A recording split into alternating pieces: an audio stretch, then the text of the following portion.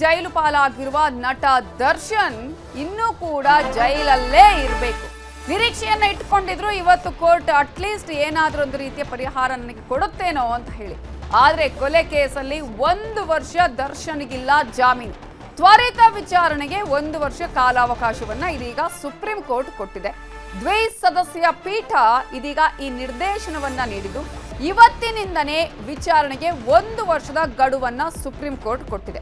ಪ್ರತಿದಿನ ವಿಚಾರಣೆ ಮಾಡಬೇಕು ಅಂತಾನು ಕೂಡ ಸುಪ್ರೀಂ ಇಲ್ಲಿ ಸೂಚನೆಯನ್ನ ಕೊಟ್ಟಿದೆ. ಟ್ರಯಲ್ ಕೋರ್ಟ್ನಲ್ಲಿ ನಿತ್ಯ ವಿಚಾರಣೆ ಮಾಡಬೇಕು ಅನ್ನುವ ಸೂಚನೆ ಕೊಟ್ಟಿದೆ. ಆದರೆ ಜೈಲಿನಲ್ಲಿ ದರ್ಶನ್ಗೆ ಯಾವುದೇ ರೀತಿಯ ವಿಶೇಷ ಸೌಲಭ್ಯಗಳು ಕೇಳುವಂಗೆ ಇಲ್ಲ. ಕಾರಣ ಈಗಾಗಲೇ ಹೇಳ್ತಾ ಇದ್ರು, ಆ ರೀತಿಯಾಗಿದೆ, ಈ ರೀತಿಯಾಗಿದೆ, ಫುಡ್ಡಿನ ವಿಚಾರ ಇವೆಲ್ಲವೂ. ಆದರೆ ಯಾವುದೇ ರೀತಿಯಾದಂತಹ ವಿಶೇಷ ಸೌಲಭ್ಯ ಇಲ್ಲ. ಇತರೆ ಕೈದಿಗಳು ಹೇಗಿರ್ತಾರೋ ಅದೇ ರೀತಿಯಾದ ಸೌಲಭ್ಯ ಅಷ್ಟೇ ಕೊಡಬೇಕು ಅನ್ನುವ ಸೂಚನೆಯನ್ನ ಈಗಾಗಲೇ ಸುಪ್ರೀಂ ಕೋರ್ಟ್ ಕೊಟ್ಟಿದೆ. ಅನಗತ್ಯ ಕಾರಣ ನೀಡಿ ವಿಚಾರಣೆ ಮುಂದೂಡಬಾರದು ಅನ್ನುವಂತಹ ಒಂದು ಸೂಚನೆಯನ್ನ ಕೂಡ ಈಗಾಗಲೇ ಕೊಟ್ಟಿದೆ ಸುಪ್ರೀಂ ಕೋರ್ಟ್. ನ್ಯಾಯಮೂರ್ತಿ ಪರ್ದಿವಾಲಾ ನೇತೃತ್ವದ ಪೀಠ ಈ ನಿರ್ದೇಶನವನ್ನ ಕೊಟ್ಟಿದೆ.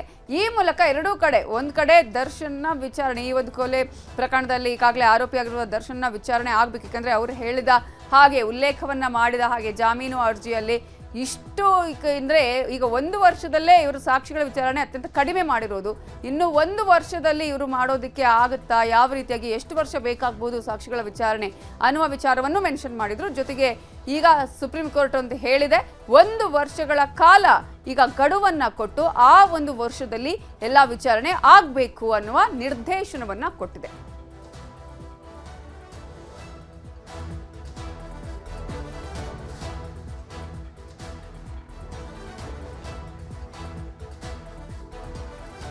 ಹಾಗಾದ್ರೆ 1 ವರ್ಷದ ಜಾಮೀನು ಅರ್ಜಿ ಹಾಕೋದಕ್ಕೆ ಇಲ್ವಾ ದರ್ಶನ್? ಕಾನೂನು ಹೋರಾಟ ಇರಲ್ವಾ ಅನ್ನೋದ್ರ ಬಗ್ಗೆ MC ನಾಣಯ್ಯ ಅವರನ್ನ ನಮ್ಮ ರಿಪೋರ್ಟರ್ ಮಾದೇಶ್ ಮಾತಾಡ್ಸಿದ್ದಾರೆ. ನನ್ನ ಜೊತೆ ಮಾತನಾಡೋದಕ್ಕೆ ಸೀನಿಯರ್ ಅಡ್ವೊಕೇಟ್ ಆಗಿರುವಂತಹ MTA ನಾಣಯ್ಯ ಸರ್ ಇದ್ದಾರೆ. ಅವ್ರನ್ನ ಮಾತನಾಡಿಸ್ತಾ ಹೋಗ್ತೀನಿ. ಸರ್, ರೇಣುಕಾಸ್ವಾಮಿ ಕೊಲೆ ಪ್ರಕರಣದಲ್ಲಿ ಈಗಾಗಲೇ ದರ್ಶನ್ ಒಳಗಡೆ ಇದ್ದಾರೆ. 8 ತಿಂಗಳಾಯಿತು ಸರ್. ಟ್ರಯಲ್ ನಡೀತಿದೆ. ಇನ್ನೂ ಕೂಡ ಒಂದಷ್ಟು ಆರೋಪಗಳನ್ನು ಮಾಡಿ ಮೇಲ್ಮನವಿ ಸಲ್ಲಿಸಿದ್ರು. ವ್ಯವಹಾರಗಳನ್ನು ಸರಿಯಾಗಿ ನೋಡಿದ್ರೆ ಒಂದು 5 ವರ್ಷ 7 ವರ್ಷ ಸಾಬೀತಾದ ಕಾಲದಲ್ಲಿ ಬಿಡುಗಡೆ ಆಗೋದು ಮೊದಲು, ಬಿಟ್ಟರಲ್ಲಿ 5 ವರ್ಷ 7 ವರ್ಷ ಶಿಕ್ಷೆ ಕೊಡೋದಕ್ಕೆ ಸೂಕ್ತ ಇದೆ. ಜೀವಾವಧಿ ಶಿಕ್ಷೆಗಳು ಲೈಫ್ ಮಾಡಿದವರಿಗೆ 2 ಇರೋದು. ಒಂದು ಜೀವಾವಧಿ ಶಿಕ್ಷೆ, ಇಲ್ಲದರ ಫಾಸಿ. ಅದು 2 ಬಿಟ್ಟರೆ ಬೇರೆ ಯಾವುದೂ ಇಲ್ಲ. ಆ ಕಾರಣದಿಂದಾಗಿ ಒಂದು. ಎರಡನೇದು, ಅವ್ರು ಹೇಳಿದ್ದು ಕರೆಕ್ಟ್. ಅದು ಪ್ರತಿ ಜೈಲಲ್ಲಿ ಒಂದು ಅವ್ರದ್ದು ನೀತಿ ನಿಯಮಗಳು ಇವೆ. ಆ ನೀತಿ ನಿಯಮಗಳನ್ನು ಜೈಲ್ ಸೂಪ್ರಿಂಟ್ ಇದ್ದಲ್ಲ ಅವರು ಫಾಲೋ ಮಾಡ್ತಾರೆ.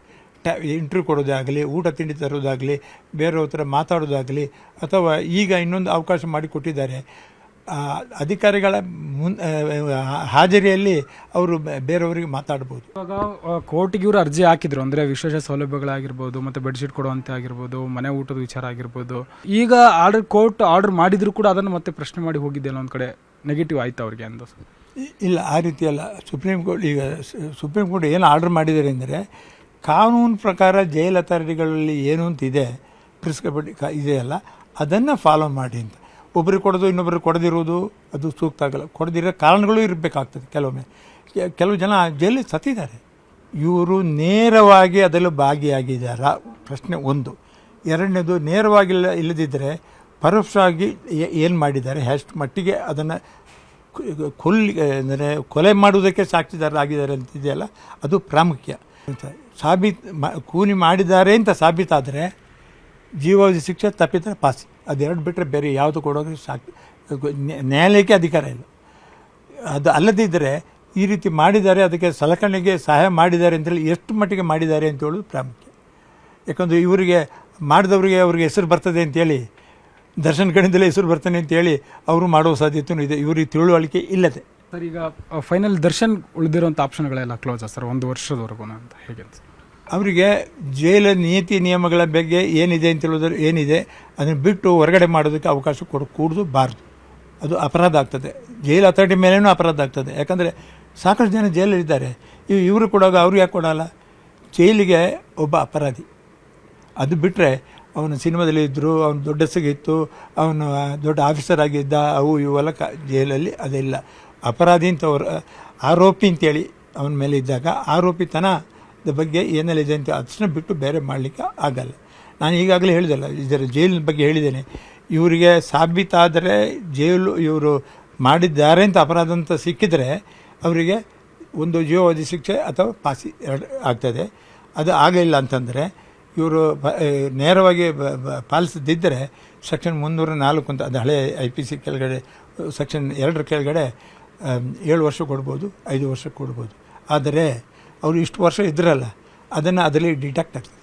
ಒಂದು ಸಮಯ ಅವರು 7 ವರ್ಷ ಇದ್ದರೆ ಅವರು 7 ವರ್ಷ ಇದ್ದರು ಅಂತೇಳಿ ಅಲ್ಲಿ ಮಾಡಿ ಹೊರಗಡೆ ಕಳಿಸ್ಬಿಡ್ತಾರೆ ನೀತಿ ನಿಯಮವಾಗಿ.